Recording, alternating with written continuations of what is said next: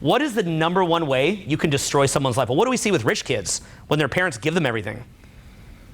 Oh, it destroys them. I mean, they're annihilated. Like you might as well just end it all right there. You see, if you have a ton of money and you just give the kid all the money, any form of self-reliance is going to be out the window. Because look, let's be honest here, okay? To whatever extent that you're self-reliant, did any of that come very easily? No, it's very difficult and painful. It's not fun. I mean, we try to make it sound fun, but it's not, right? It's like every area that I'm like for example, I'm very self-reliant in marketing. I've done well into 9 figures in sales in my life, and literally in marketing, I had to train myself on that. I spent 3 years just waking up every day completely miserable, bored out of my skull, reading ideas and content that I hated. I didn't resonate with whatsoever, was boring to me, was not remotely, I wanted to be reading spiritual books and fun stuff and fiction. I didn't want to be reading marketing books, but I understood that my life would be very different if I read it and I put the time in. If there was any way that I could have got out of that, I would have. If there was any way I could have got out of doing that, I would have. But I was forced to study marketing out of no decision. I had to do it. And then from there, what does my life look like now because I did that? The self-reliant. Do you understand? It's not just that I wake up in some Hollywood Hills mansion. It's not that. It's the fact of the self-reliance. It's the fact that you take the mansion away and I can build it again. If I killed this company, I can go rebuild a better company than this. I know how. I have the know-how. It's not about having the company. It's about knowing that you're competent. It's the self-confidence that comes from being competent. And none of that came easy. Nothing that I know now came easy. It was all very, very tough. So because of that, because it all came very hard, I got to be honest. If I could have avoided all that and just had the lifestyle I have now, I would have, because it was too hard. It was too hard. Learning marketing was was incredibly mind-numbing. Most of you in this room probably have no concept how many hours I put in public speaking.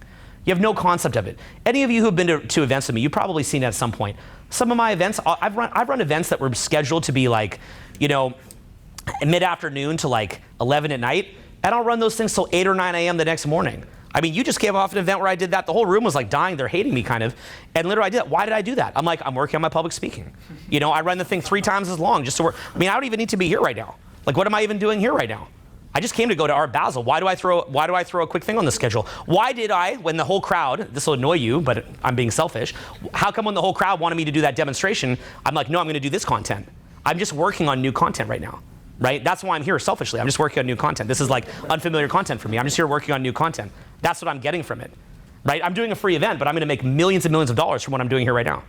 Why is that? Because I'm using all of you. I'm exploiting you so that I can work on my content. Okay? Yeah. Yeah, I mean, I'm exploiting you to work on my content because this is sort of rough right now. It's kind of a little bit rough. Then I'll look at the little holes in it. I'll be like, okay, what was that antibiotic thing? What was that birth thing? All those little ones that I was kind of loose on. I'll go watch the video. I'll be like, that wasn't too good. I'll tidy it up. I'll go get the research on it, and then I'll strengthen it, tighten it, make it amazing, and go sell it. So the point is that's work, right? I could be right now sitting just enjoying Art Basel, which is what I came out here to do, but I'm throwing extra work on my schedule so that I can improve. If I could get out of this and just go fart around Art Basel right now, of course I would do it, but I don't have the option to do that.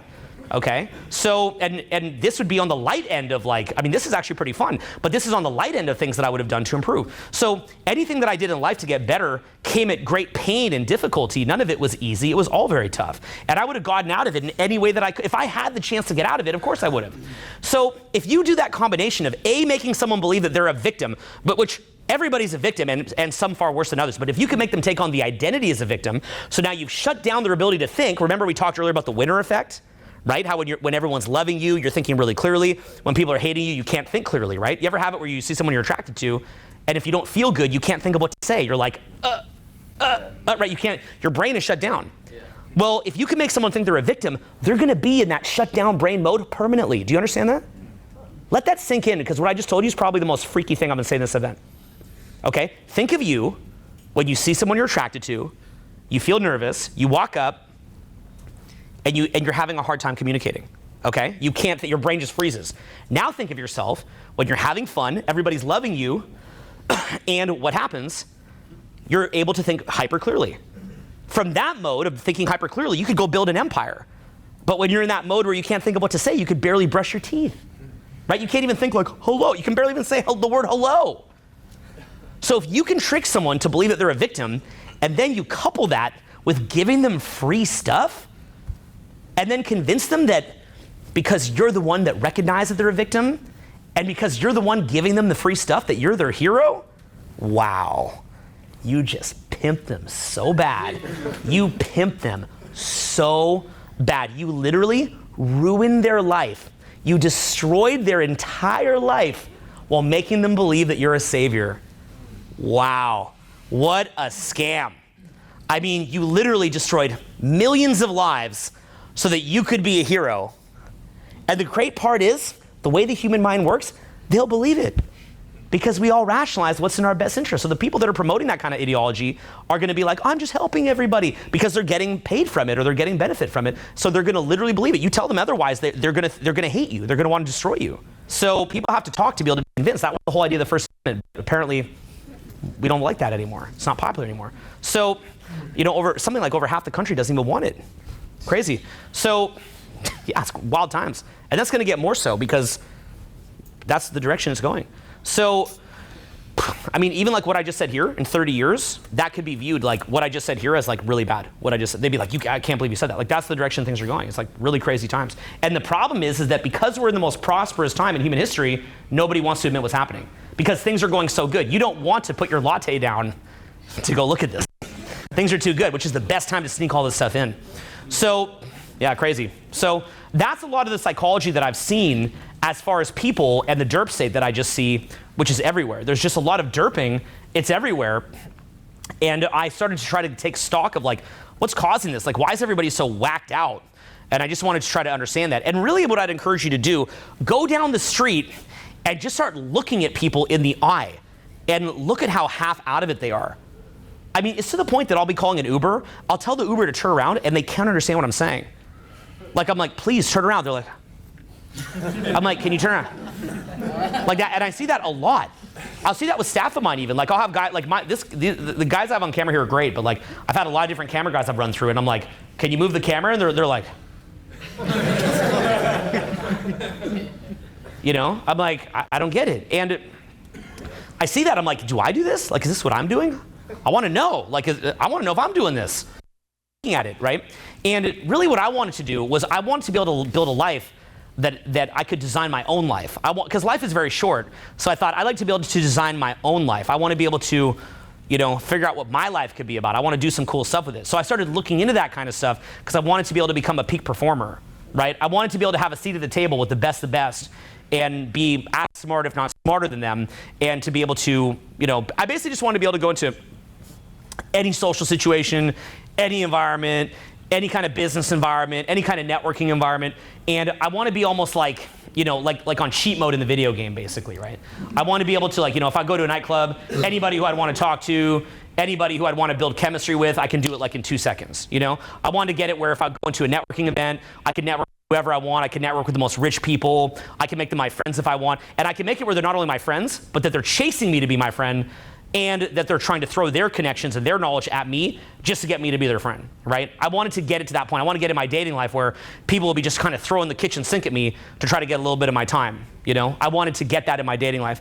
I want to get it where I understood business. I want to get it where I understood how to make money very quickly. A lot of people, they struggle. They spend a whole year trying to make $30,000 or $50,000. They go to the same job every day to make 50 grand, 60 grand. I want to be able to just go like I want to be able to just like blink and like have that just pop up, was basically what I want to be able to do. And you can. I mean, you actually can. It's not really that hard to do. It's not.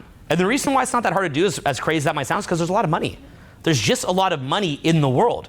But the challenge is you have to think these things through properly. You have to actually pause and think through these things. And it's a challenge because, frankly, you're stuck in your rut. You're stuck in this crazy rut of your life. And the reason why is because you're basically being used as a battery. It's up to you. You did it willfully. You chose that. You took it, so that's fine. But in effect, that's what's happening. So what goes on is that you're probably eating food that's making it hard to concentrate. You're probably ingesting media that makes it hard to concentrate. You're probably coming from an educational background that makes it hard to concentrate or be focused. There's another one that I'm going to mention, but this is going to be a little bit out there. Okay, this will be a little out there. A really big one, this is very out there and probably like 10 steps unrelatable for most people, but it's also that you don't, or that you believe that making money or having stuff is the kind of be-all, end-all, and there's nothing deeper there. And the problem is, as long as you're operating through that, you're very, very easily manipulated.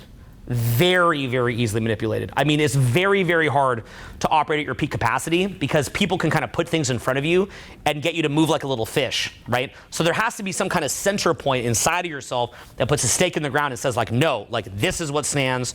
And I mean, this is like, I could talk about this for like 10 or 20 hours straight, this topic. I'm very, very passionate about it. But I really believe that most people, they can't operate at their potential because their mood and their center point is ill-defined, and their mood is too easily manipulated by external circumstances.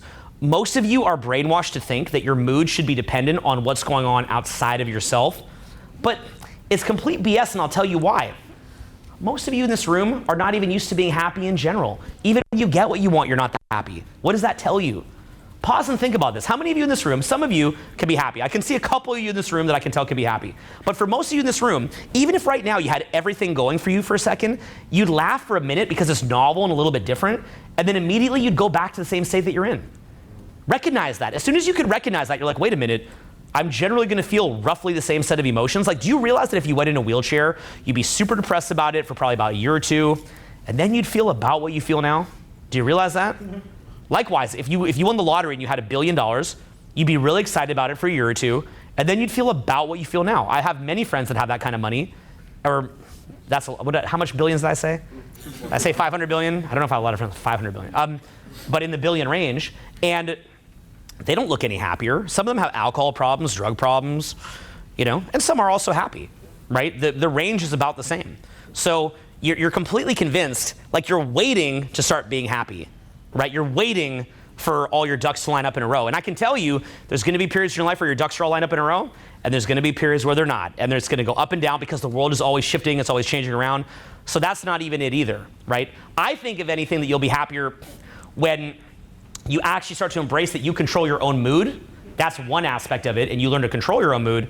The other of it is that you start getting habits that produce brain neurochemistry in your favor, right? Serotonin, dopamine, acetylcholine, GABA. When you just start ingesting things that help you to balance your brain chemistry, spoiler alert, it's not a Prozac deficiency in your diet, and I'd think. But when you actually start learning how to actually control your emotions. And then another thing is doing something where you're actually growing. Something that's challenging to you and that you believe in and that's allowing you to grow. So it's like, I would say for myself, like, I've made a lot of money in my life, and I will go, like, I'll do these little, like, kind of quirky things, you know what I mean, right? To, like, amuse myself here or there. But, like, to be honest, I remember when I first made, like, my first couple $1 million, I realized, like, the first thing I did was I took this crazy trip to Mexico, okay? And I traveled for, like, 6 weeks. Now, which, by the way, like, with, like, can you guys believe that I just drove all around Mexico? Like, yeah, all over. Like, yeah, I had a great time. I don't know if I would, like, how lucky I got, but yeah, I was everywhere. I was just clueless. I didn't know that there was all these, like, challenges down there, right? I was just like, Mexico, like, I just went. So, there you go, right? Yep. So, anyway, it was fantastic too. Beautiful cities down there most people don't know about. Oaxaca City, Puebla, like I bet you guys have never even heard of that, right? Puerto Escondido, Sayulita. There's all these really cool cities down there. What's that? Sayulita. You been? Yeah. Yeah, are you from there? No. Okay, you had this look of pride on your face. I was like, okay, yeah. So, my hometown. Mm-hmm. So, so I remember I went down there. Now here's sort of a weird thing I took from that trip that was really interesting. So I thought that, I thought in my mind that if you could do that, you'd be happy. That's what I thought. So the first week or two, I was definitely very happy because I didn't have to work, which was cool. I did a product launch, this program called the Blueprint Decoded, okay? It made about $2 million. I put like 99% or whatever it was back in my company and just grew it. But the little bit that I took, I basically just used for a vacation. And even on the vacation, I was like looking around and getting work ideas and stuff. But the point is that was my first time I'd ever like really lived that large. Imagine being 26 and you know, you get a win like that. So it was like pretty cool. And I worked on that program for 4 years, so it was like pretty crazy. It was like was it 26, 28, whatever it was. Anyway, so I did that. And the first couple cities that I went to were really cool. That was fun, right? I'm like, oh, I'm eating in a cool restaurant. I'm staying in a cool place. And then what happened was, here was the main epiphany. I realized that happiness is really like two different things, not one thing, okay? It's probably even more than two, but we'll call it two for the way of communicating. So what happened was I realized part of happiness is your general self-esteem, that you feel good about what you're doing. The other half is leisure, okay? And like amusement. So you'll think that if you just run around Mexico for like 2 months, you'll get all this leisure and amusement. You're thinking it's like amusement on steroids, basically, right? You're just running around, amusing yourself in effect, right? Which is pretty cool. But the challenge was, what happened was, I had some wealthy friends who I'd seen become very miserable. I'd seen a number of cases like this, and I always would kind of wonder why. So, including some people pretty close to my life, I'd seen become pretty miserable. Now, by the way, a lot of people will then use that as an excuse to be lazy. Well, I'm going to be lazy then because I don't want to get rich because then I'll be miserable, right? That becomes this big fat excuse. So I've seen that, and what it basically is that they get all this leisure, but they lose their self-esteem because they're not doing anything they feel good about. So, you know, or it's probably not black and white, but they're not doing enough that they feel good about.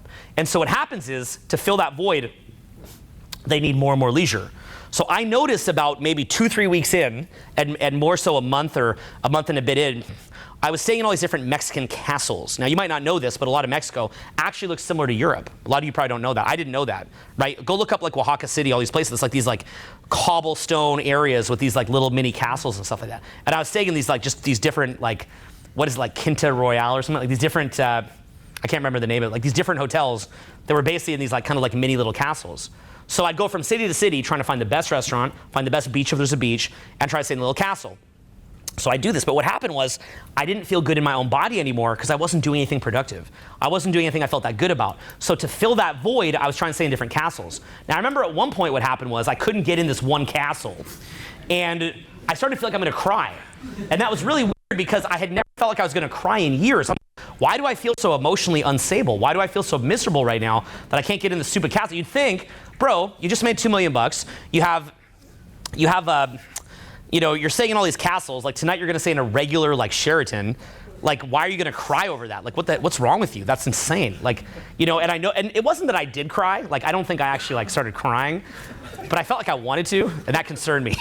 You know, I'm like, because I'm not going to actually just sit there crying, like for that. But like, I'm like, why do I feel like I'm going to cry? Like, I'm like, what's happening down here? Like, this isn't like what I thought it was. I thought it was like one way, but it's like this other way. So what I realized was basically I'd lost that self-esteem from doing things. Also, because I took too much time off, I couldn't work anymore when I came back to LA. I didn't have focus anymore. A vacation should be like a week or two. If you do a really long one, do that like once in a blue moon. But honestly, it was too long of a vacation. By the time I got back to LA, I couldn't focus on anything. I noticed this because I was with the mother of my kids, and she's such a good-hearted person. She's not a consumer person. She's not like in consumer culture. And sometimes when I negotiate, I can be a bit of a dick. And like I'll be like negotiating for something, and I'll tell them I'm not going to buy it. And so I was negotiating to get her this like fancy pair of shoes at the store. And I'm like, I'm not getting these. We don't want them. See you later. Come on, let's go. And she started crying that she couldn't get these like expensive shoes. And I'd never seen her look like that either. I'm thinking, how come I felt like I'm going to cry over the castle? She looks like she's going to cry over the shoes. What is happening? It's like some movie, like you're like in some alien invasion, like, what's happening to us? Why? You know, right? Like it's like, it was weird. Well, all of a sudden, I started to think in my mind, well, a lot of my rich friends look like this. They make all this money, they have nothing better to do, and they get zoned out, they get derped out.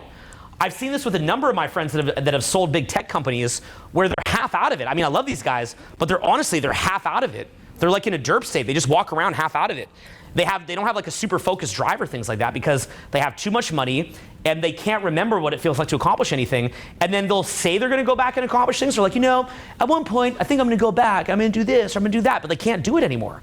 That ship has sailed. They've lost their momentum. They're not in momentum anymore. And to build back the momentum, they don't realize how long it would take. It would take a really, really long time.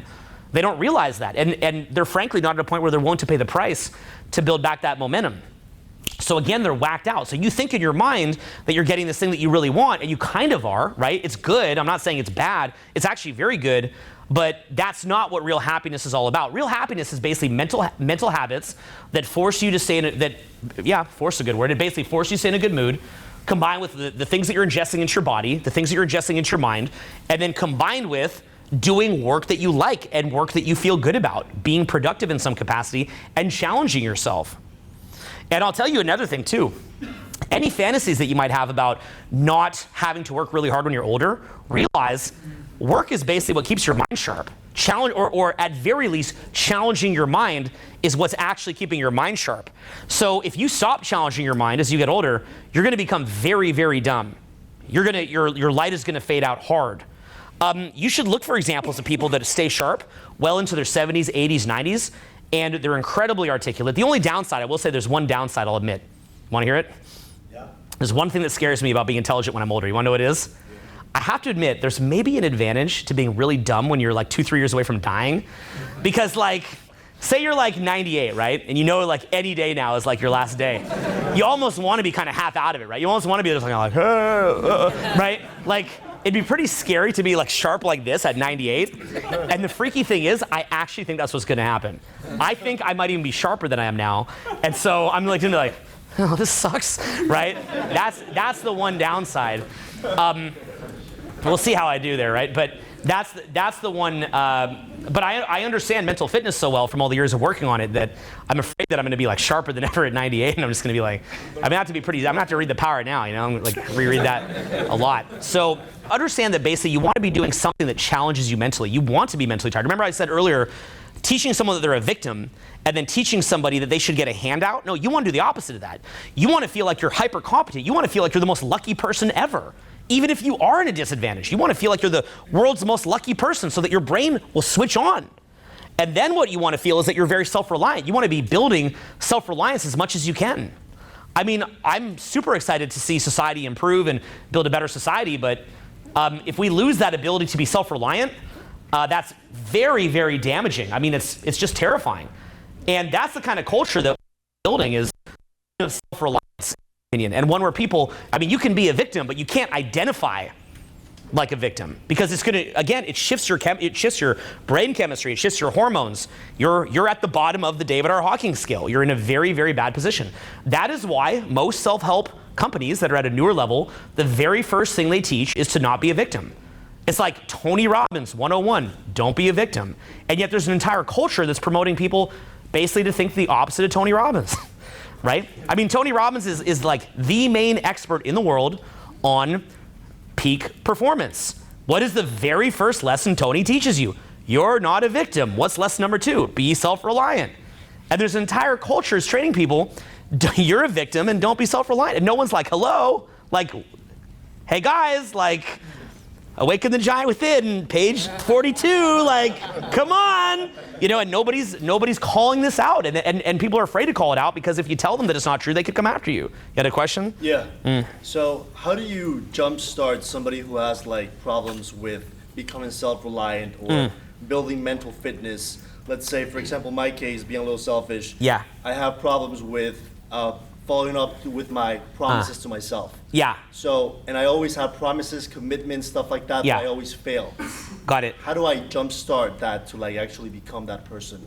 Or I'll talk about that. And I will say this, we're at the free event, so I'll riff on it for a bit, but I would really encourage you to attend one of my proper events. Like that's like a whole different level, okay? So we have a summit coming later in winter. Try to pop by that if you can. Or if you can, come to one of my like proper events because I'll explain it here, but in a proper event, I would make you go through different processes. Like I would make you, like it's not me talking, like I'll talk for like 10 or 20% of it, and then I'll make you do stuff, and then I'll talk 10 or 20%, and then I'll make you do stuff, and I just keep doing that. So keep that in mind, okay? the 4-day seminar, right?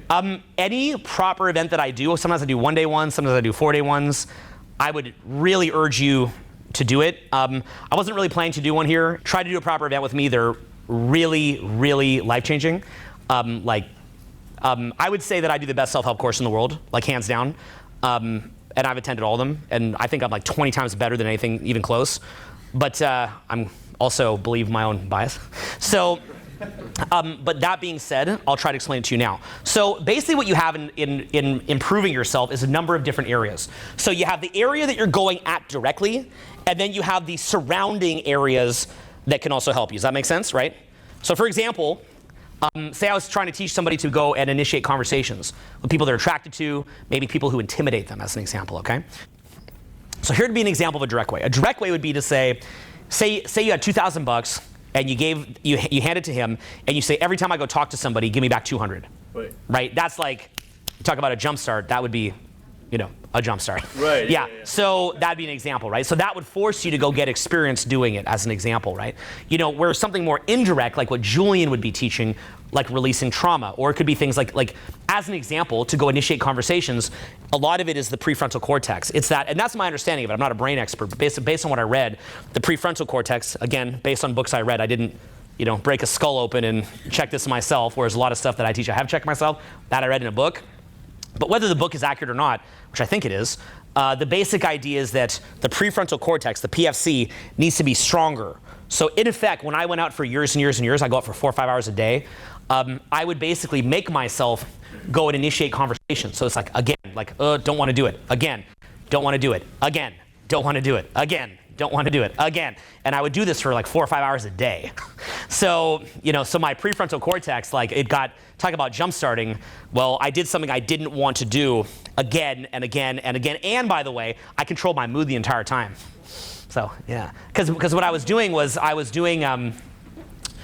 be like, approach. Now, let's say that it didn't go well.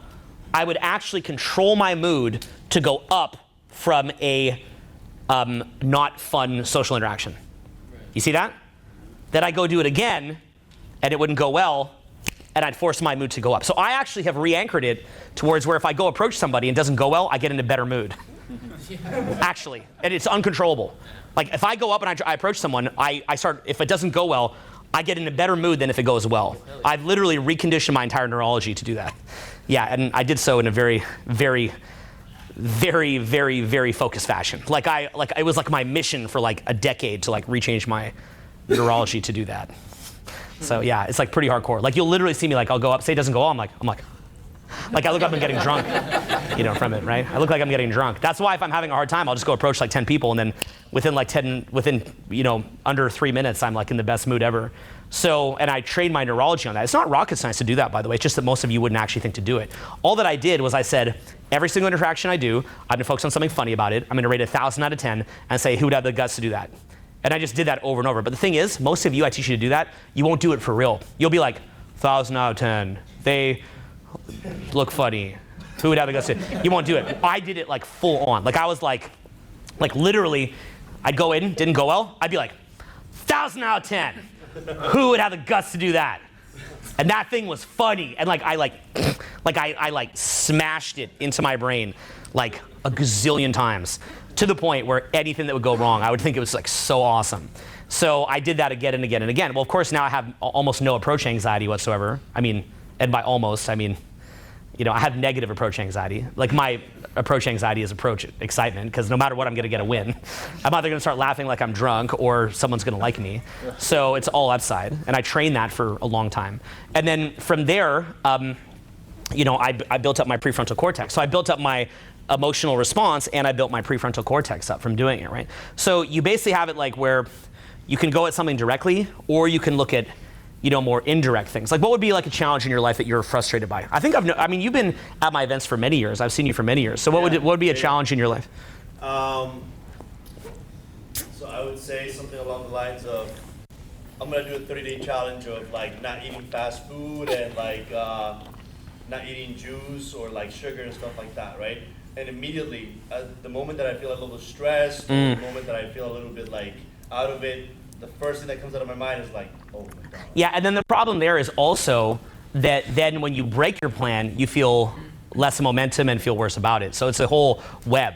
So, and that's actually why I get more concerned with people not executing on things. It's not so much they don't get the result, right? Like, because realistically, like, you're fine. You have plenty of time that you could like get in better shape. I do too. That doesn't really matter. It'd be cool if you did it, but it's not that big a deal. But it's more how it's affecting you, knowing that it's something you want to do and you're not doing it. To me, that's where it gets like really ugly. It's like I'm lying to myself and I have less integrity. Yeah. And keep in mind that when we talked earlier about the type of social conditioning that we're all exposed to, do bear in mind, have some empathy and compassion on yourself, but then at the same time, you also got to be tough on yourself. It's like sort of a bit of both. Like, have compassion on yourself because you don't even realize all the weird conditioning you're under, but also be aware that you have to also be tough on yourself. You have to get tough. So something like that is actually a whole web of different things that you have to do. So most of the time, you're getting hit with all this consumer advertising, okay? You're getting hit with piles and piles of consumer advertising. So it's putting these things in your face over and over and over. And so you've been very well sold on this idea that, you know, it would taste good or it would be fun or would relieve stress or whatever. But you haven't really sold yourself probably thoroughly on the reasons why you should do this. So as an example, what you could do is you'd think of the outcome that you want. You'd have to be very, very specific about the outcome that you're trying to get. Then what you do is you'd think of all the higher level reasons why you want to get that outcome. Then you'd think of the day-to-day reasons why you want to get the outcome, the more pragmatic ones. And then you'd think of actually the very ego-fueled, kind of lowbrow ones that are kind of fun to do too, because your brain's going to be all over the place in a given day. So, you know, say that for example, you want to say cut out fast food. Well, a more highbrow reason would be like, you don't want your kids to not have their father around. You want to have more energy to make an impact on the world, you know, stuff like that. More pragmatic could be like, you know, you want to be able to wear like, you know, a tight fitting shirt, or, you know, take a photo with your shirt off, and you want to be able to, you know, be proud of what you see, or, you know, maybe you want to be able to like go hiking more, like, you know, something that's like more pragmatic. And then a lowbrow reason would be like, you know, you want your ex to see you and like looking super fit and to be furious, you know, things like that, right? Like that are totally lowbrow, and yet like, if you don't admit that your brain goes to that place, you're lying to yourself. So then what you do is you kind of look at each of those, and then you kind of flesh out what each of those would get you, right? And so at the higher brow ones, you say, okay, well, if I'm around more for my kids, then all of a sudden I'll feel better about myself. If I feel better about myself, then I can go accomplish all these other things, and if I accomplish these other things, then I'll feel like this. You know, more pragmatic stuff, like, you know, I could fit the clothes that I want to fit, and then that'd be cool because of this and this and this, and then I'd feel like this and this and this, and I could do this and this and this. And then on the lowbrow one, same thing, like, well, I'd show them, and even though it's stupid, it would still feel good, and I could kind of get that out of my system and get out of the way, and then I could go do this and this and this. And then what you do is you do the negative motivation. So that you look at what will happen if you don't do it, and you look at the loss of the high level stuff, you look at the loss of the day-to-day stuff, and you look at the loss of the low-level stuff, and then you'd flesh all that out. Then what you do is you'd start talking about it. You'd have a little mastermind group where you talk to your friends about it. Then in that mastermind group, you'd also hold each other accountable. Then you'd also have different things that you'd use to kind of measure it, and you could even do things like giving money to somebody and say, I don't get back the money unless I do this. Or you can do public declarations. That's a big one I use a lot. I'll make public declarations of things is a big one that you can use. So there's a lot of different things that you can actually use for that. When I do my courses, I take you through that process actually. But that's the kind of, you know, basic sketch of it. And the main thing is that, right, you have to sell yourself on your own dreams. Like, you have to sell yourself on your dreams, because the problem is you're being sold on all this other stuff. And notice that in your education system, you're not really being sold on your dreams very well, right? And so you've got to realize the conditioning that you're under. And also the other problem is that probably a lot of your friends are not operating at a very high level. If most of your friends are not at a very high level, it's also pulling down the playing field. I promise you, if you were around people that were operating at a higher level and they were doing that all the time, you'd have a very, very different mindset of it. Like, part of the reason why I live in the Hollywood Hills is I want my rent to be $50,000 or $80,000 a month. And I want that specifically because I want to have neighbors where that's normal. I want it where, like, the Christmas light just costs $50,000. I like that. Why do you think I like that? Because then that becomes normal. If you think right now that to pay your bills, your expenses are $200,000-300,000 a month, what happens? You start thinking, oh, that's normal. See, right now, like, what are your expenses per month right now, would you say? 2,000. It's like epic, you know? Like, for some people, that's what they spend on dinner without even wine. Yeah. You know what I'm saying, right? There's restaurants here in Miami where if you just went with a couple of your friends, you spend $2,000. But that's your entire monthly expenses. And to me, that's a lot of money too. Wow. Okay, so if you think about it, if you're in that mindset, so right now, where's your brain going? Your brain's going, I've got to come up with $2,000 a month. Okay, so you're thinking at a different paradigm, right? Now, if you knew that you had to come up with $200,000 a month, your brain, your RAS would be looking at different things. But see, here's the weird part about that, okay? Ironically, if your brain is thinking, how do I come up with $200K a month? All of a sudden, it's like, well, now that I'm making $200K, how do I make $250? And then you're like, I might as well make $3. I might as well make $5. I might as well make like 20 million.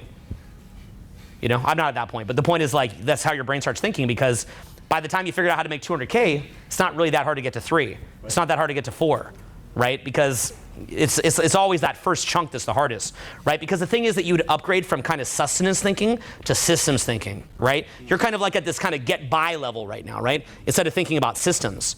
And it's bad too. Like, look, it's like a simple example. I've taught people for like the past 2 years, they've got to be using social media if they want to get better at dating, okay? If you use social media in dating, it's immediately, within a week, your results go up by 50x. Now, I can tell people this over and over, and they'll never listen to what I'm saying. It's so crazy. It's like they're addicted to their pain, right?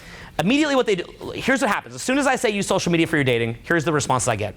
The first one I get is, oh, I don't like social media. I'm like, do I like social media? Like you think that I think, like, what am I, 16? I think Instagram's super awesome.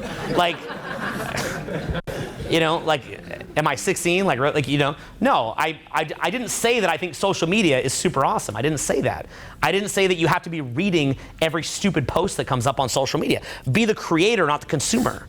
Okay? Be the creator, not the consumer. You can look around on it or see what people who you really care about are doing, and I do that. You know, I follow less than 100 people, always. I limit myself at 100 people, so that's one thing that I do, so not too many posts are coming up in my feed. And then what I do is you know, if there's people that I think are valuable that are helping me, I'll have a look, or if it's my close friends. In which case, I'm happy to see what they're up to. So that's one aspect of it. Then they'll say, oh, that's not like, you know, the original way that you taught people to go out, right? This is like, you know, you're just like sliding in the DMs now. Wait a minute, look at me. You think I'm sliding in anyone's DMs, right? You really think people are like looking at me and like I'm just sliding in their DMs? So I'm like, hey, right? And they're like, oh, we got to meet up. That's not happening. Sorry. Like, I would, you know, I have a friend, Greg O'Gallagher. You know Greg O'Gallagher? Yeah. Okay, he's a good buddy of mine, right? Or you know Brandon Carter? Yeah, they can slide in the DMs, okay? Like, Greg slides in the DMs, like that's gonna go very well, okay? So Greg is he teaches fitness, he's just ripped.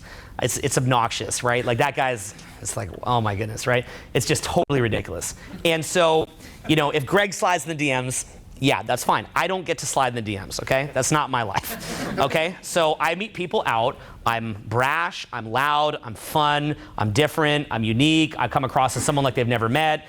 I have cool things to go say and do, and then I say, here, trade Insta. And then if we trade Insta, you know, trade social media accounts, then they start watching my life and look at the difference. One is we trade text message. So now I'm like, hey, it's the guy from the Delano, and it was really nice to meet you, and hope we can link up soon, ha ha ha, right? Like that, versus on text, which is like creepy in this day and age, versus they're seeing my stories of me having like a super fun life, laughing with my friends, having fun, doing different things.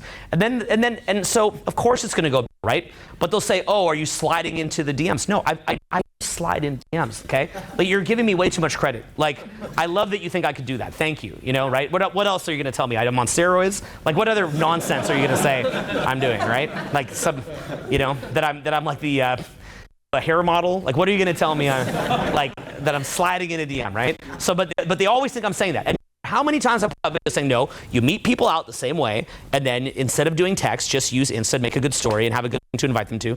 I'll say this like thousands of times, but they'll keep saying, I'll say this thousands of times, and every time they're like, I don't like social media. I'm like, what is this? Where in my video did I say I like social media?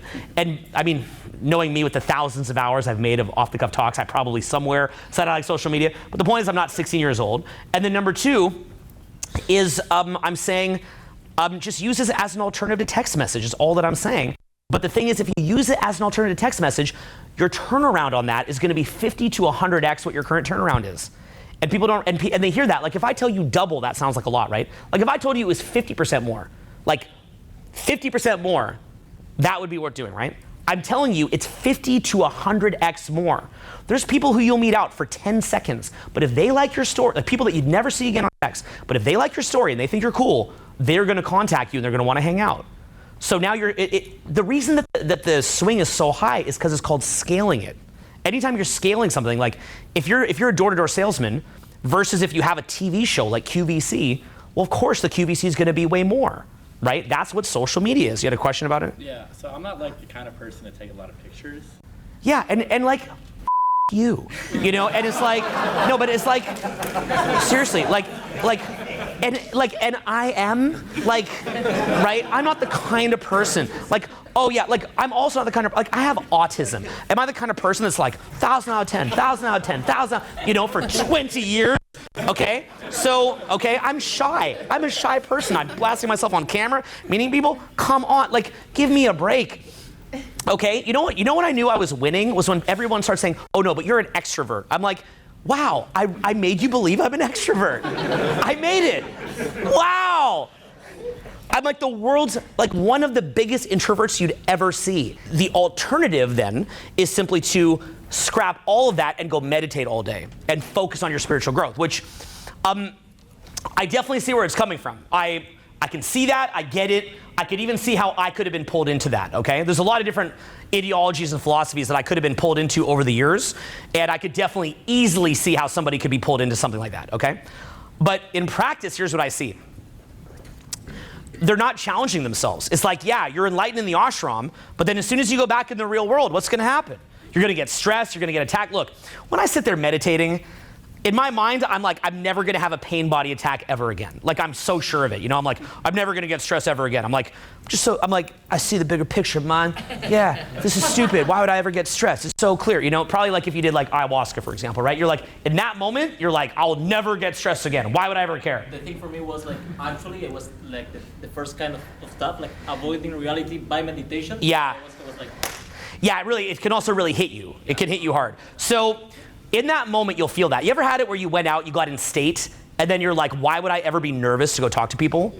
Yeah. Right? You feel that, right? But then, you know, reality kicks in later. Yeah. So what I find was that with nonstop meditation, you're so sure you're never gonna get hit with a pain body attack, but then what winds up happening is later reality kicks in and you get smacked. You just get smacked hard, and you get a really big pain body attack. And pain body attacks are so real, and they're very overwhelming when you're in them. When you're out of them, you're like, why would I ever have that again? Why would I ever get mad again? Why would I ever be pissed off again? That's stupid. Like there's not even a point to it. It accomplishes nothing. Doesn't help me. Why would I do that? But the problem is, when reality hits, you get hit, and you get hit hard. Okay, you get hit really. That really wasn't very hard, but anyway, I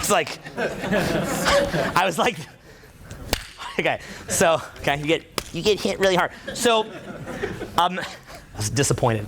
Okay, so basically what I found with work, what it did was work was so difficult, it was so hard, that the only way that I could get by was to learn how to stay in a relaxed mode when things were coming at me, okay? I had it where, frankly, you know, after a lot of the stuff that we went through that I talked to you about earlier, I had so many different things coming at me that I would just wake up every day just thinking like, wow, how did my life ever turn into this?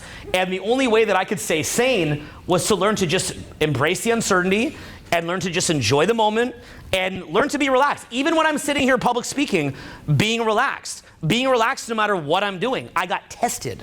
So I think personally that we're in a physical experience, and I think it's like 50-50. There's a spiritual side, but there's also a side where I believe we need to be tested. And I think there's a couple people, like say a guy like Eckhart Tolle, where it's his destiny to be what I guess they would call enlightened, and his destiny is to share that and to teach it. That is his destiny. So in the same way that I would have, say, gone out 4 to 7 nights a week for like 20 years almost, that was my destiny, but I don't necessarily think that that's everybody else's destiny, right? So in the same way for him, he just, you know, he meditated on a park bench for like years and years and things like that. I really do believe that that was his destiny. Like, I believe that. I don't mean to speak in an abstract way, like these kind of abstract, unmeasurable terms like destiny, but you look at Eckhart and you're like, okay, like you get a pass. Like, go back to the bench. Like, you get a pass, you know? Like, he does.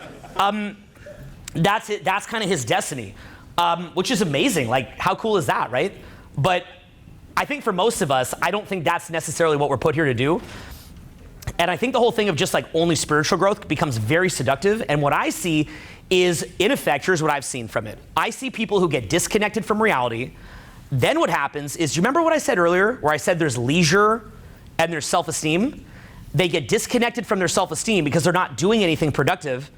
And then they just get addicted to being like in a meditative kind of dopey state, right? And enlightenment in my mind is not just about being in a bliss state all the time. I think I think a state is just another thing to be attached to, right? That kind of like blissed out present state is just another thing to be addicted onto.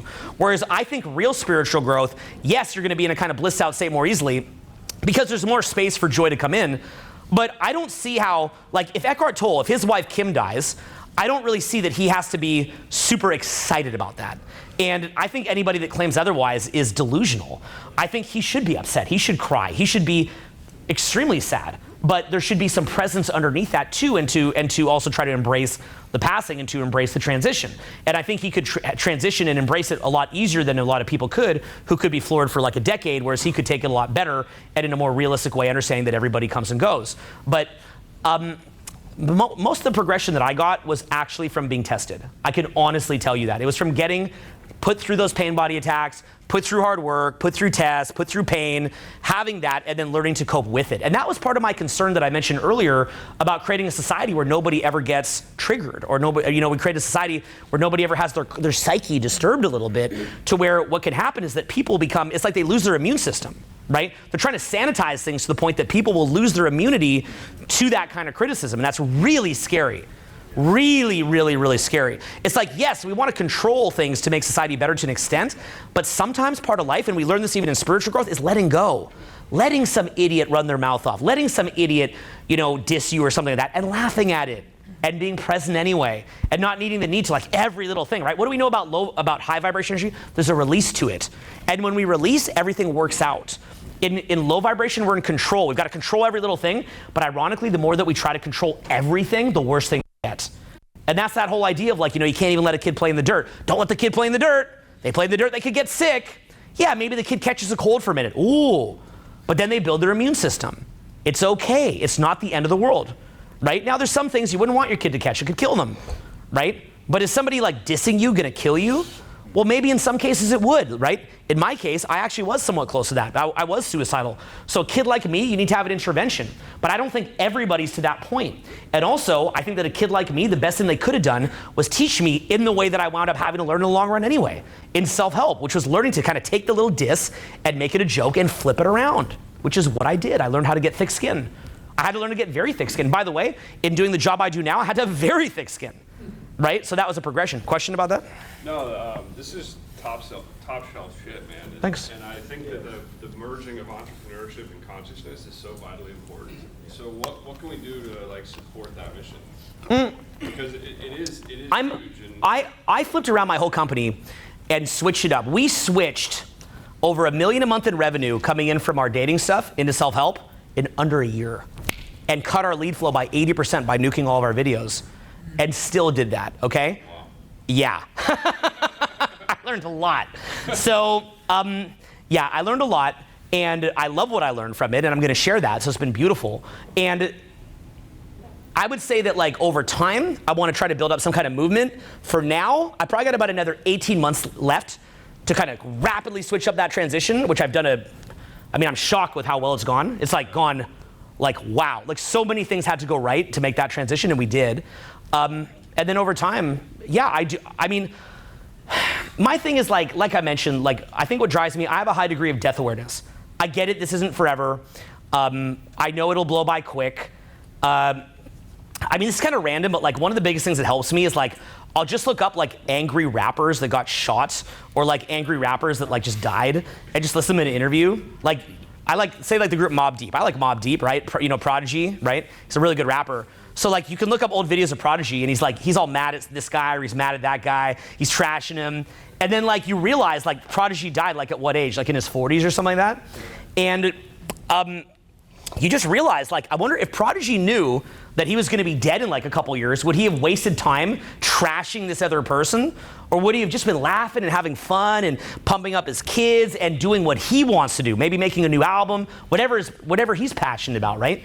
So in my case, like, I have that awareness. Like, I know things don't last forever. So like, I get it that like someday the world's gonna end. I get it that like no matter what I do, that humanity probably will be doomed eventually. Like, every species has its run and ends.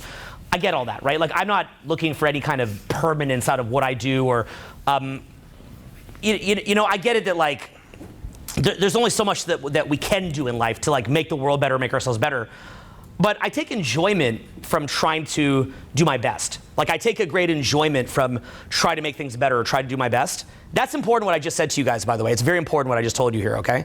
It's important what I just told you because you'll have this self-importance in your journey. That's ego. You'll have this like self-importance, like I'm gonna change the world. I'm gonna become my best self. Like you're gonna die. The species is gonna end eventually. And no one's gonna remember it. You get that? How much do you even know about Rockefeller? That guy was massive. What do you even know, right? Like he has a Rockefeller Center in New York. You know, Andrew Carnegie, what do you really know? Even living super rich people like Warren Buffett, like, oh, he's like in Berkshire. I think he owns Geico and Coke and Gillette. Like, what do you really know? What does it really matter, right? Warren Buffett has all this money, but what's he gonna do with it, right? It's not gonna automatically make you happy. So understand that whatever you accomplish in life, it's like, it's not gonna have this like permanent effect, but nonetheless, you're alive, you're here, so why do you want to waste it? You know, you don't want to just waste it either. So the way I try to come at it is like I try to be really, really good to my kids. I try to be really, really good to other people, but I don't have that codependence that used to drive me. I'm okay to give a boundary, right? Like if someone's behaving in a bad way, I'm okay to put a boundary, but I'm not mad at them. I might even look mad at them, I'll be like, hey, shut up. But in my mind, like you know what I mean, right? Like, hey, shut up. Right? I'm not actually mad. Like I can, if I need to pretend to be mad, I can. But I'm not actually mad about it, or at least 99% of the time. But I can put it on if I need to, right? That's just called drawing a boundary. You know, if somebody's being inappropriate, I'll draw a boundary. So it's like do good for other people, realize that we're all one, but also realize that people, like, if people can just get away with whatever they want, that doesn't help them either, right? What I ask myself with a boundary is, if I draw a boundary, will that help prevent this person from acting up to other people? That's my line. If I really believe the way they're acting that's annoying is just to me, I'll let them do it. I don't really care. But if I think they're gonna keep doing it, I'm gonna do something about it. That's kind of it's like you see some drunk guy at the club, right? He's like kind of running around all drunk, acting the fool. If they just like kind of stumble onto you and then they go home, just go home. But if you see them doing it to everybody, you gotta kind of call the bouncer and be like, yo, dude, this guy's like getting crazy and you're ruining everybody's night. But if it's just to you, who cares, right? It's only if it's gonna bother everybody else. That's kind of my frame. So generally speaking, like, once you understand that there's no permanence to it, you can just enjoy the process and accept the ups and downs of it. And you can also put your full consciousness into it, because I feel that when we're doing it out of ego, I feel like from a lower level, having a bit of ego and pride actually pulls you up. But once you've crossed that threshold, then you can't get much higher until you go beyond that. So there's people in this room where I would teach you all differently, right? Like there's people in this room who I can see are very passive. I can look at you and I can see you're very passive.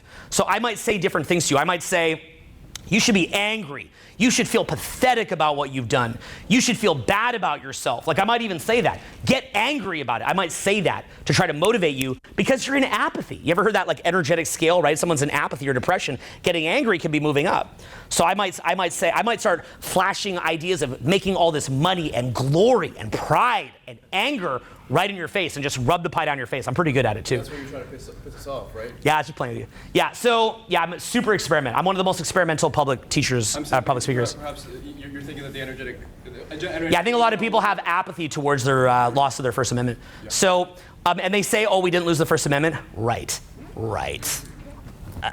Okay, they did. Because yeah, you can still like in your bedroom say what you want, but if you say, but like the public square is social media now. Like that's where you communicate. So it's BS. So anyway, it's like if a corporation comes in and buys every single public square in America, and then they set the rules, it doesn't matter that you have a First Amendment, it's gone. So in effect, what you have, like, right, like imagine like the next thing is on the phone. You can't even just talk on the phone normally, right? Well, would they allow that? But somehow we allowed it. Like, what's going on, right? So in effect, what you have is, I think that to a point, you need people to become angry, or you need people because to motivate them. But then past that, to get into a transcendent level, like say you want to be like that kind of like Tom Brady against the Atlanta Falcons Super Bowl, you know, like LeBron James down 3-1 against the Warrior type stuff, where he came back and won. To get at that level, you need to transcend.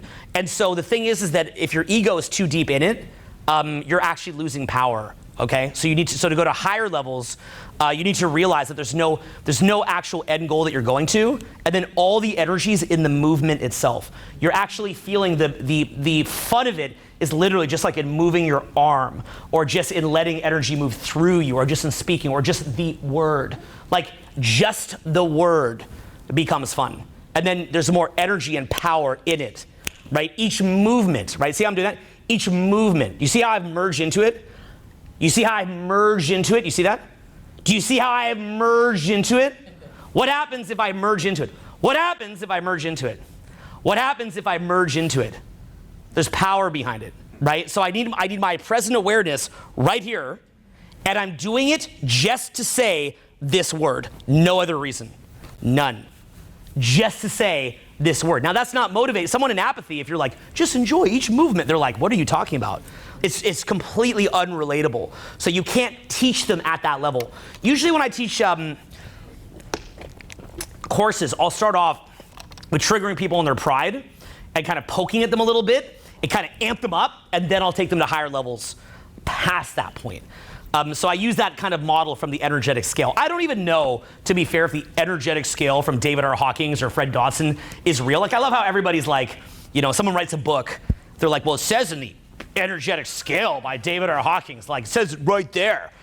It doesn't mean that that's real or 100% accurate. It's just sort of a general model that they sort of popularized, which is the way that I think of it. I think you could make a different model. You could have other ways of thinking about it. Maybe some of their little, like in Levels of Energy by Fred Dodson, he rates every single level of energy. Like it's hilarious. Like this group is like this number and this group is this number. And even though like he could be off, I still think it's fun. Like I like the fact that he had the audacity to do it and just put it out in a book like, this is this. That's what's up. Like, I love people that have the audacity just to speak their mind, so I love the book. But I'm also not going to just because he said it doesn't mean like it's the final word on it. But he could also have a point. He also can be right. So I just sort of take it for what it is. That's how I take any book, by the way. I'm like, oh, it could be true, could not be true, but it was cool that they spoke their mind. That's why I love freedom of speech, right? Because people can speak their mind, and you don't have to agree with it right away, but you can at least hear what they really think, and you can make your own opinion. So that's kind of generally how I teach that stuff. So merger of consciousness and business. Some of it is just a bunch of like hippies trying to rationalize like, I want to feel good while building a business and I want to feel good about it. Like they're not really operating at a level where they're really serious about their personal growth. They're enjoying feeling spiritual. They're enjoying making money. They want to feel good about making money. That's the majority of us in that sphere, social entrepreneurship. And then some people take it more seriously, right? So I've got friends on both sides. I'm an entrepreneur, and I actually got into spirituality because I had to experience like this isn't permanent, and I had to accept my own death when I had cancer. What did you have? Testicular. Oh. Brutal, right? Yeah.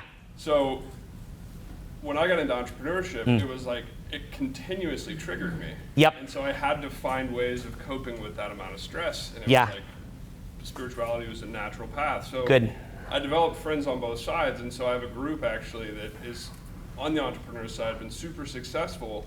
Now they're blending with the woo-woo side, and they're getting lost in that because they're going down rabbit holes that are like, okay, you're starting to enter delusion. Yeah, right? sounds about right. You're a super intelligent person, and you built this incredible business. Now you're becoming worthless to society because you're, in fairyland. I'll tell you why this is.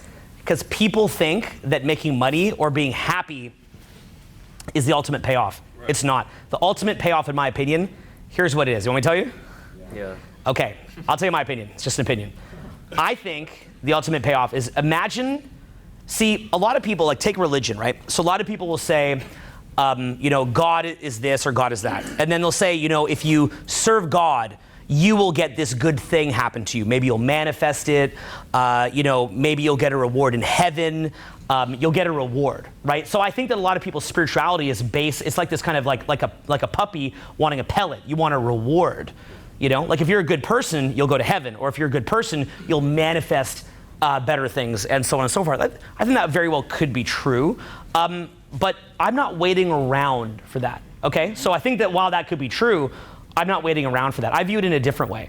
I view it like if you're operating where you're dependent on happiness or on money or on reward, you are in a way of looking at it a slave. You are you are being controlled, you're being manipulated. So I keep asking myself a simple question. I say, like I started this event with, here's what I say to myself. I say, look, what percentage of your thoughts is fulfillment of biological drives? I'm hot, I'm cold, I'm aroused, I need to go to the bathroom, I want this, I want that. Then what percentage is egoic needs? I want to look cool, what do they think of me, how do I look right now? Then what percentage is social conditioning, right? And we covered some of that social conditioning in great detail. Then another thing that I ask myself is, to what extent are these kind of needs that I have running me? And how many of those needs are truly mine? And then I ask myself, if I was, this is sort of a weird question, it's a bit out there. I ask myself, and again, this doesn't mean I'm right, it's just how I think of it. If I didn't need food, if I didn't need shelter, if I didn't need validation, if I didn't need anything, what would I be? What would I believe in? What would I contribute? How would I act? What would I do? Now, let's be clear. I do need food, okay? I do need certain things. So that's not the perfect question. But then what I basically do is I ask myself, how can I integrate a lifestyle where I am getting my needs met, but I'm handling that so efficiently that then I can move to asking myself what I would do and represent if I didn't have those needs, okay? So I see people that are like, yo, I'm gonna make money, I'm gonna do this, ha ha, right, and all that. And I'm like, yeah, but you're a slave. You know, like you need an emotion to be happy. Why do you need to be tickled with serotonin to be at peace? Why do you need that chemical in your brain? You're weak. You're weak. What I believe in is like a second birth. So we're born, but the idea of being born, to me, it's sort of like a continuum, right? Like, yeah, okay, so you have a kid, the kid's born in the world, right? The kid's a fetus, then it comes out, then it's like, now it's supposedly a kid, then it gets older, it's like 5, right? You could argue that 5-year-old you or 5-year-old Owen is dead now, right? Now, if a 5-year-old kid dies, that's horrifying, right? But let's say that, which I 100% think, but at the same time, you could argue that all those 5-year-old versions of us in this room are dead. Do you realize that? Do you understand that? Now, obviously, a 5-year-old kid dying, part of why that's sad is because it didn't get to become an adult, okay? So I want to make a clear differentiation there. But as an interesting thought experiment, at least, it's funny to consider that the 5-year-old version of you is dead. Like my son, Vincent, Dylan, or Tristan, they're so cute the way they are right now. As a parent, you almost want to keep them like that forever, but that's not cool.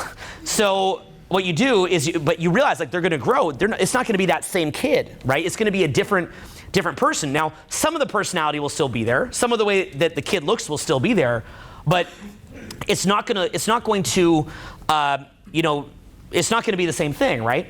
So in the same way, we're always growing. But what I see happening a lot is once people hit 30 or 40 or maybe even sooner, a lot of times they almost calcify, like they don't grow at all. They're almost like regressing in their abilities. So what I've noticed is that when you commit yourself to something bigger, when you commit yourself to being present, commit yourself to controlling your emotions, to building your skills, people tend to get sharper and better as they age. But what I've seen is that people who don't do that, they become worse. They become calcified, they become less intelligent, less responsive, less able to think laterally, less able to think in new ways. So the way I think of it is that when I think of my spiritual growth, I don't think if I'm good, what is the reward I'm gonna get? What am I gonna manifest if I'm good, right? The main girl who I'm seeing, she always says that. She's like, well, you're such a good person, baby. You're gonna manifest great things. I'm like, that's not why we're doing this. I try to not get in an argument about it. I just want to have fun. But the point is, like, in my mind, I'm like, that's not why we're doing this, right? You do good things for the honor of doing good things. You do good things so you can look in the mirror. So if you didn't have any needs and you were fulfilled, what would you become? Well, to me, that's like what God is, right? God is the source of creation, doesn't have a need necessarily. Maybe God does. There's an even bigger level of God, who knows? I have no idea. But the point is, like, at some point, there's that energy of creation that doesn't need anything. Well, what would it create? Maybe it would create galaxies, planets, planet Earth, the sun, so many different things, right? And so to me, the real payoff is not what I'm getting out of it. It's the honor of saying to myself, I choose. I choose. This is what I choose. And it's not my biological drives choosing it. It's not my ego choosing it. It's not my social conditioning choosing it. There's a present energy in me that says, what do I believe in? What do I want to represent? I'll be dead soon, very soon.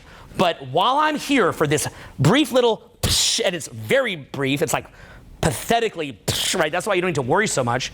what do I want to represent? If I die right now, if I die from a heart attack here, if I die on my way out the door, if I die in the Uber, if I die at the dinner, whatever it is that I die, I go out, for me, it's like a blaze of glory because I know that I represented what it was I want to represent. So for me, that was my journey, but it's also easy for me to say that, and I'll tell you why. Because I have done multi-million-dollar product launches. I did go on my Mexican vacation that I told you about earlier and had the insight of that. I do have $1 million in clothes sitting at my several houses, right? So it's, I do have my posh friends or the girls who I'm dating or so on and so forth. So it's easy for me to say,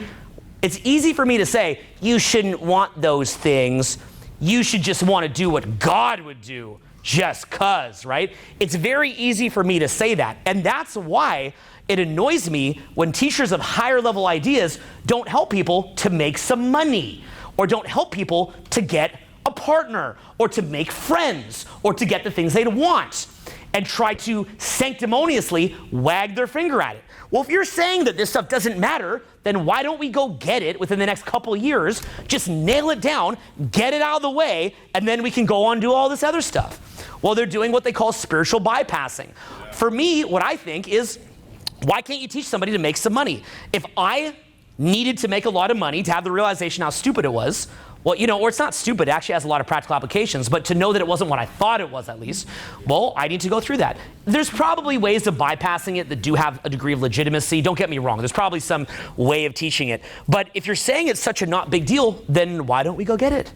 Maybe because it is a little bit of a challenge. Maybe because we do need to go learn how to do that. So what I try to do is I try to teach at multiple levels. I want to teach you at a level of how to build, a funnel to have a major social life. I want to teach you how to look at your core strengths and make more money. I want to teach you how to have, control over your own emotions and so on and so forth. But then from there, I do feel that we don't need to limit ourselves at that point. I think what happens is that, and this is really why it happens if you want to know, I'll tell you exactly why this happens. If you are doing, say, a YouTube channel, or if you're doing a course, they train you in school, in different entrepreneurs' courses and stuff. Basically what you do is you find out what is the highest search volume, and then you get in front of that. There's a program called vidIQ. I'd recommend to all of you to go look at it. If you want to know why the media posts what they post, go look up things like vidIQ or different analytic tools, and basically what it shows you is how many queries a month something is getting, and then the competition rate on it. So, as a practical example, typically with videos, you want to pick subject matters that have a super high search volume, but do you always want to pick them with the highest search volume? What do you think? No, it's the ratio between that and competition. Yeah, so do you understand what he said? It's the ratio between that and the competitiveness, because you're not going to rank. Like if I'm just like, best self-help teacher, like good luck ranking for that. Even if my video does 100K views, there's going to be one with 20 million views or something. I mean, I don't know about that term, but things like that, right? So that's why they teach you to niche. They teach you to try to dominate your niche in a specific area. The problem is, though, is that in these systems, like as an example, capitalist system, which I do like, but there's flaws in it. One of the flaws in it is basically that you're pandering to that level of consciousness, right? Content that's showing something at a much higher level, it's a lot harder to teach that because there's not really an audience for it, or if there is, it's really tiny. Although to be fair, you could probably do, like really high-end clientele. There's things you could do, but it's harder. So that is why, like my dream as an example would be to start a movement where you could actually help people even at the lowest level, and you could help pull them up. Like in my mind, like this would be like, if you want to know my like perfect fantasy of like my life, it'd be like, I'd have a system where people would teach people for free, and they'd start making money, and then as they're making money, if they like what they learned, because now they're actually making a lot more money, now I could say, well, hey, if you want to keep going, pay. But they've just started, they're making 50 times more money, so now if you say, hey, go buy this, they're thrilled to do it. If anything, just to kind of even pay you back, let alone if they just have the money to do it or whatever else. Like then you teach them how to make, like Accelerate. Yeah, then you teach them how to make money, and then you could charge them more. And then when you actually have more people in society that are past this kind of bare level need that most of us are in, now if you want to start teaching even higher level stuff, now maybe the vidIQ might start to change. You might see vidIQ changing. But the problem what we're seeing now is that we're seeing more people becoming prosperous. But if you've ever read the book Spiral Dynamics, which I actually took the course live from Don Beck, in 2013, I went to Santa Barbara, learned from him for about a week. Older guy, but it was amazing. He blew most of his money helping Nelson Mandela to improve South Africa. So he's teaching well into his old age, but I feel bad for him because he's teaching so old, but also was my benefit. I got to learn from him. So what he explains, he calls it there's different colors. Look that up, spiral dynamics. There's different colors at each paradigm. So we basically had a predominance of a lot of the orange paradigm where people are making money. And then they talk about that paradigm. You should just look this up. And then people move into the green paradigm. In the green paradigm, they feel lonely that they have all the prosperity and they feel guilt about it, so they want to help pull everybody up. But the problem with the green paradigm, and Don Beck talks about this, is, and you can already guess, what is their mode of pulling everybody up? What is it? The worst way possible. How do they want to pull people up? What is it? Give them things. The worst. It's like you didn't catch the memo that if you're a rich parent, you have a rich kid, the first thing you tell them is you're not paying for anything for them past 18. You didn't get the memo of that, right? So you think who are the most miserable people in the world? Rich kids. Look, I'll tell you, okay, I won't name a name here. Literally, I was curious. I was looking up rich kids, okay? And I looked up this one rock star.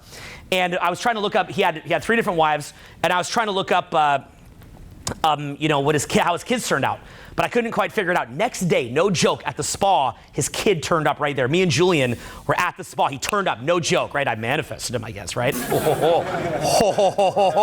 So literally, he's right there. I'm like, you got to be kidding. I can't believe this guy's here. So I talked to him. Look, I feel bad saying this. He was nothing but nice to me, very cordial to me, treated me great. So I would hate to speak badly, but you could tell he was incredibly unhappy.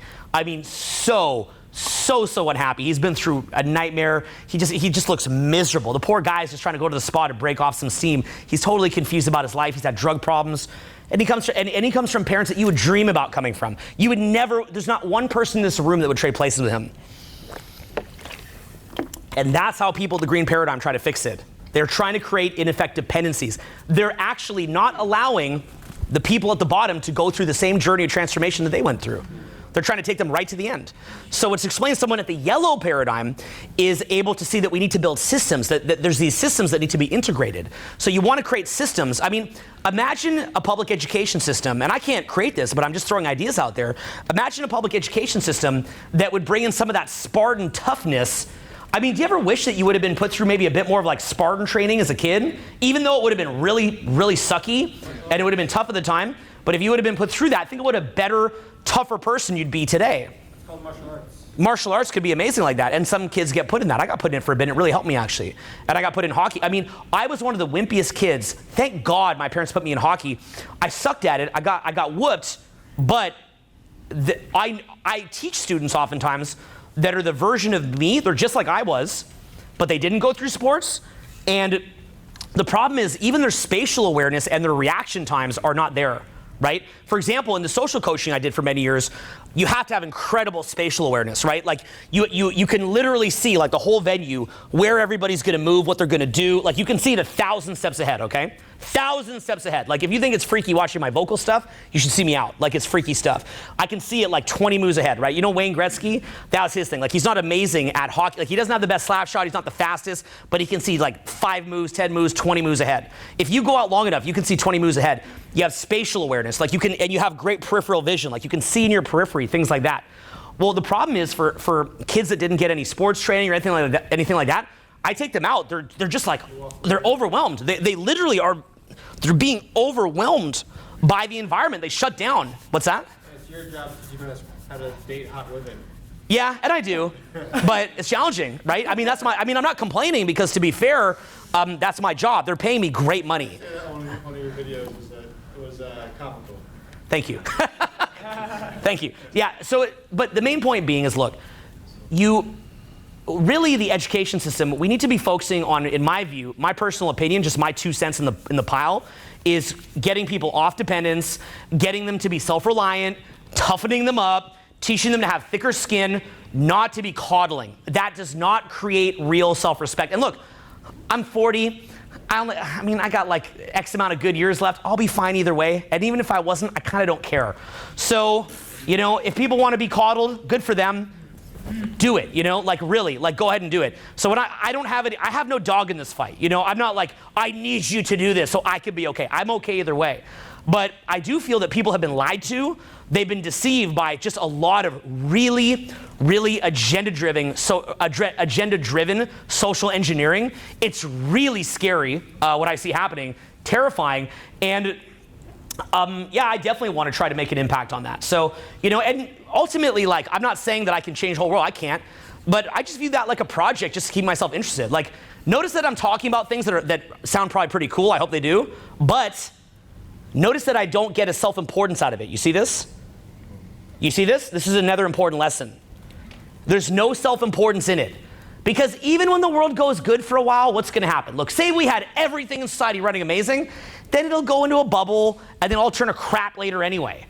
Okay? So don't delude there's no finality. Do you understand that? There's only the joy in the journey itself. And the joy could take many forms, including pain. So there is just the journey. That is it. What people need, though, in my view, is some kind of journey that keeps them engaged enough to want to move forward. Something that makes them want to progress. Makes you want to wake up. You've got to put something in front of yourself to keep yourself going. Like, I don't put that in front of myself because I think that I can, like, change the whole world. I put that in front of myself just so I can, like, I view what I'm talking about here the equivalent of taking, like a reishi mushroom supplement. You see what I'm saying here? Like, why would I take a reishi mushroom supplement? I think it's awesome. So why do I take that? Just a healthy thing to do. Having a reason to get up every day is just generally healthy. That's it. The world's going to end someday anyway, right? You're going to die. The world's going to end. But if you want to live a healthy life while you're alive, you do need something to occupy your time, right? What happens when older people retire? What happens? They just die off. There's nothing to occupy their time. So you always want to have something in yourself to kind of occupy your time, to motivate you. And if it's something positive or something you believe in, I think that's even better. But I can tell you that just making a bunch of cash, I mean, it's a cool thing to do. I think you should learn it. But it's also, there's only so much there that's going to be truly rewarding about it. Most of my friends that I have that are uber wealthy, many of them are very, very unhappy. They're living in a prison of not knowing who their real friends are, not knowing who they can talk to. Some of my friends have literally like armed security everywhere they go. I mean, for what? And they're unhappy. It's really sad to watch it. Yeah, literally armed security, like snipers and stuff, like at their crib and stuff like that. Like a war machine, because they're afraid of getting killed. Yeah, and I'm not saying that would happen to you automatically if you get rich, but like, I mean, say you became a Bitcoin billionaire. Do you know how easy it is for someone to get jacked for their Bitcoin? Because you can't really track that properly, is my understanding, right? So literally, if someone comes and jacks you, gets your little Bitcoin wallet, transfers it, I don't even think they can even follow that transfer. Can they? Chain analysis. Yeah, they can sort of do it. I think at one point they couldn't. My friend Ty Lopez, he told me that. He said his Bitcoin billionaire friends were like, it was like kind of sketch because you could just jack them for like $1 billion or something like that. Yeah, and they can't reverse it. They couldn't reverse it is what I heard too. There's probably some way like that we don't know or something, but like. If you track them down and find them. Yeah, then tell them like, give it back. Yeah, like push the button back. They're like, no. Send it back. Yeah. So, so money's good, but it's only going to give you so much. It's better to like look at bigger things. Now, the challenge is for any of you in this room that are kind of in a coping paradigm, you're hearing this, you're like, okay, this makes sense, but how do I make rent? Or this makes sense, but how do I, get a girlfriend? Or how do I get a boyfriend? Or how do I do whatever, right? And so that's where, you've got to quickly get past that. You've got to realize like there's many levels to the game here and quickly get past it. Because a lot of your friends are probably stuck at level 0 or level 1 and you think that's normal. That isn't normal. Don't normalize that. Don't let that be okay.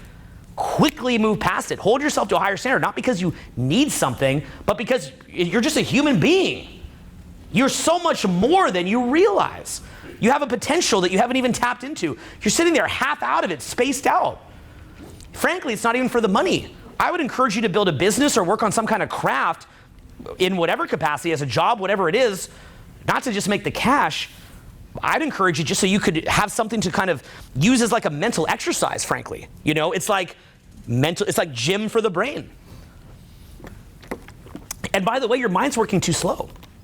People I know that are really intelligent, their mind work quick. They can assess thousands of different variables. Quick. Your mind can be so much sharper, right? So who you are remember, this is kind of funny, right? You think to yourself, even in enlightenment, they would teach us, like, you are not your mind. And there's definite truth in that. They say you're the observer behind the mind. But your mind, at the same time, there's going to be different neurochemistry, like serotonin, GABA, acetylcholine, dopamine, that's impacted by decisions you're making. Your ability to have recollection, your ability to think outside the box. So who you are has incredible ability to expand. It's remarkable how much it could expand. So there's a huge, huge potential that you're not tapping into. And the problem is, because you're around people that normalize that gets so normal, you think that's okay. And I don't think that's okay at all. I think it's just a truly wasted opportunity. So that's the kind of message I would leave you with, is there's more, okay? But wait, there's more.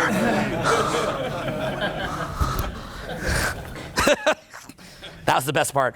Yeah, thank you. Yeah, there is more, you know? There's a lot more that you're not seeing. Human beings, like, the potential that we have, you have to understand that, like, you are at the tail end, you're the newest version at the tail end of thousands and thousands of generation of inherent wisdom built in your system, right? Literally, there's thousands of generations of wisdom built into you. And how much of that do you really think you're tapping into? Like, when you go to Walmart, how much of that, like, do you really see, like, thousands of generations now, all for you? What are you gonna do? They're like, like, you know, right? And it's kind of epic in a way, right?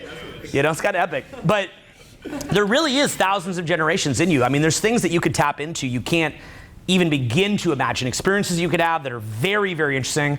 And I think you got to work for them. You know, there's things you can ingest to perhaps have some interesting experiences, like quick in a bottle. But I think the ones you work for, they could be worth thinking about as well, right? And it's something that you generated is the main difference. You created that, and you'll feel that what's happening is it's integrated into you rather than something that you're being kind of dragged, you know, maybe you ingest something, it's kind of dragging you along, and it's sort of propping you up into this mind state that then when you lose that crutch, you kind of come down out of it. Whereas this is something you kind of gradually build up, and over time as you gradually build it up, it's something that you built yourself and something that you can recreate anytime, right? That's why I like entrepreneurship, for example, because you could lose your business and quickly rebuild it, right? It's not just having the business, it's knowing that you could rapidly do it again in the way that you carry yourself. So in the same way with your inner growth, if you built it and you've been through the rigors to build it and you didn't take shortcuts, but you know, you built it brick by brick. You go as fast as you can, but you built it brick by brick. I really like just building things brick by brick like that.